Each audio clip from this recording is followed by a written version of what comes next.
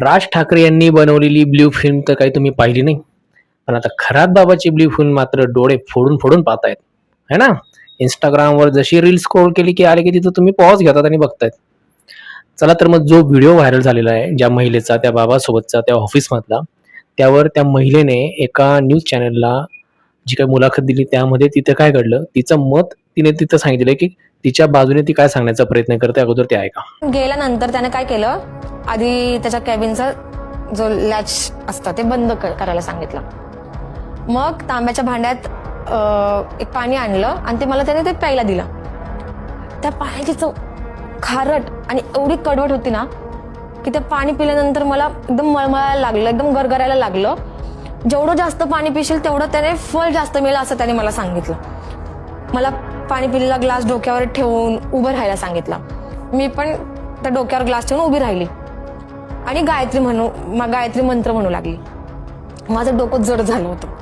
कॅप्टननं केबिनची सगळी लाईट बंद केली आणि मग तो मला म्हणला की मी कृष्णाचा अवतार आहे आणि तू माझी राधा आहेस, असं सारखं माझ्या कानाजवळ तो पुटपुटत होता. ऐकलं? आता ही महिला म्हणते की त्याने माझ्यावर बलात्कार केला, म्हणजे तो माझ्यावर फोर्स करत होता. असं कुठल्याही अँगलने वाटतंय का तुम्हाला तो व्हिडिओ पाहिल्यावर की तो बाबा तिच्यावर फोर्स करत असेल म्हणून? सगळं सहमतीने झाल्यासारखंच एकदम, म्हणजे आपण त्याला म्हणतो ना अंधश्रद्धा. तो जे काही सांगत होता ते सगळं तिला खरं पटत होतं आणि तिने पूर्ण तिथे घडलेलं आहे. आणि हे व्हिडिओ जे व्हायरल होत आहेत तर यामध्ये आता सरकारला पण मिरच्या झोंबतायत.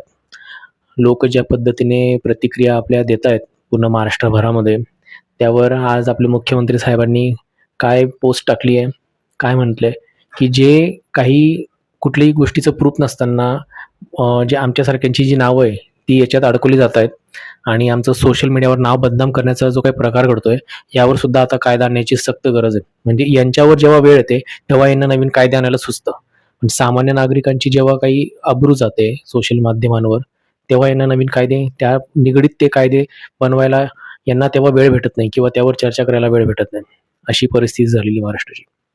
मी या अगोदरही बोललो होतो, तुम्हाला वारंवार 8 दिवसात 10 दिवसात नवीन नवीन बातम्या अशा तुमच्या सोशल मीडियावर येतच राहतील आणि तुम्हाला त्याच्यातच गुंतवलं जाईल. तुम्ही आयुष्य, तुमचं दैनंदिन जीवन कसं जगावं हे सगळं कंट्रोल आता हे त्यांच्या हातात ठेवलेलं आहे. कारण की आपण कितीतरी वेळ हा सोशल मीडियामध्ये घालवतो, तेच बघतो, त्याप्रमाणेच आपण विचार करत असतो, सगळे त्याच्यातच गुंतलेलो असतो. आपली स्वतःची विचार, आपली स्वतःची कृती सगळं काही बंद झालेलं आहे. आपण परावलंबी झालेलो आहे या सोशल माध्यमांवर.